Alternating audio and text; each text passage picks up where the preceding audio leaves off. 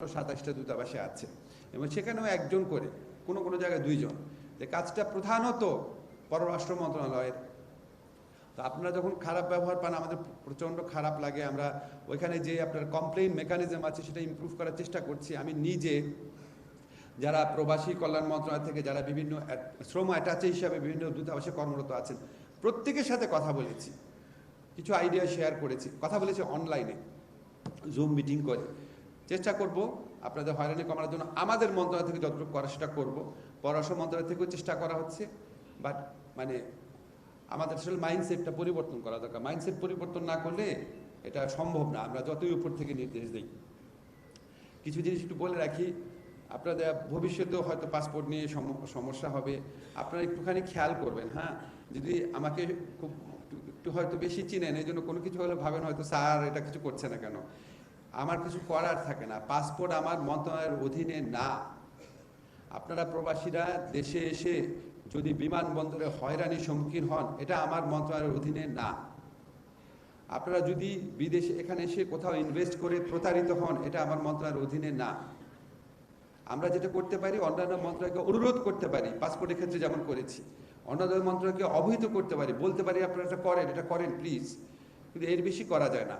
আমাদের যেটা করার দক্ষ শ্রমশক্তি পাঠানো, মধ্যস্বত্বভোগীকে ঠেকানো, রিইন্টিগ্রেশনের ব্যবস্থা করা, সেসব ব্যাপারে কোনো ব্যর্থতা থাকলে আমাদের অবশ্যই বলবেন এবং আমাদের কাছে দাবি করবেন এখানে ব্যর্থ হলেন কেন। কিন্তু অন্য মন্ত্রণালয়ের ক্ষেত্রে আমাদের অবহিত করবেন, কিন্তু কেন ব্যর্থ আপনি এটা করার স্কোপ থাকে না, কিন্তু কারণ এটা আমার সরাসরি কর্তৃত্বাধীন ব্যাপার না, আমাদের মন্ত্রণালয়ের এখতিয়ারাধীন কোনো বিষয় না এটা।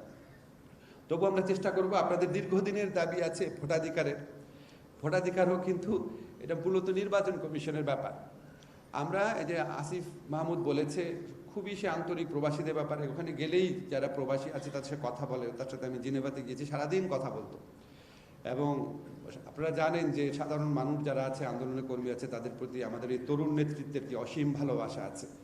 সবসময় আমাদের যখন কোনো সমস্যা হয় আন্দোলনরত মানুষের সাথে কথা বলার জন্য আমরা তাদেরকে রিকোয়েস্ট করে নিয়ে যাই যে আজকে আপনার ইজতেমার গ্রুপে, দুইটা গ্রুপের মধ্যে একটা আলোচনা হবে, এটা আসিফদের দেখার বিষয় না। তারপর তারা যাচ্ছে যে তাদের দেখলে মানুষ একটু আশ্বস্ত হয়।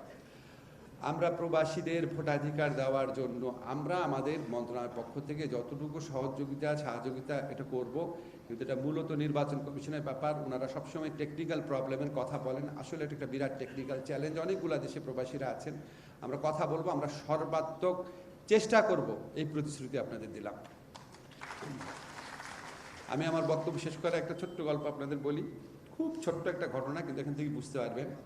আমি যখন প্রবাসী কল্যাণ ব্যাংকে যাই আমাদের বিল্ডিংয়ের নিচতলাতে গিয়ে আমি জিজ্ঞেস করলাম যে এরকম একদিনই গেলাম আর কি, যে প্রবাসী যারা এখানে ব্যাংক অ্যাকাউন্ট খুলতে হলে কী কী কাগজপত্র লাগে। তো ওইখানে একটা জায়গা ছিল যে 5টা ছবি লাগে। আমরা 5টা ছবি কেন লাগবে, 3টা ছবি হলে হয় না? পরে একটু চিন্তা করে বললো হ্যাঁ হয়।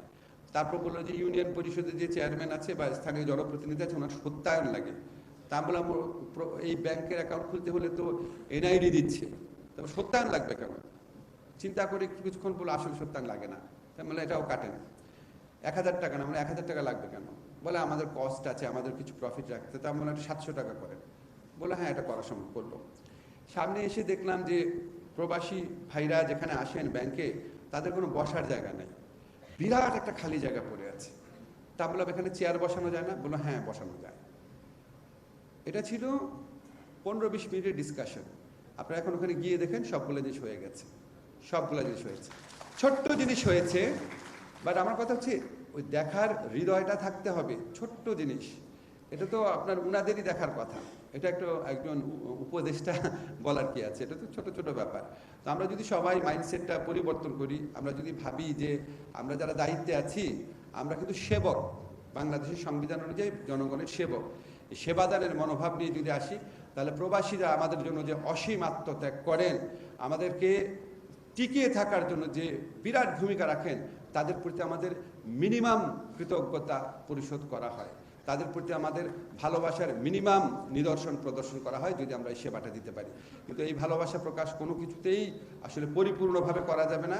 শুধু বলতে পারি আপনাদের প্রতি আমরা কৃতজ্ঞ, বাংলাদেশের প্রতিটা মানুষ কৃতজ্ঞ। আপনারা সবাই ভালো থাকবেন, ধন্যবাদ। মাননীয় প্রধান অতিথি মহোদয়কে তার মূল্যবান দিক নির্দেশনামূলক বক্তব্যের জন্য।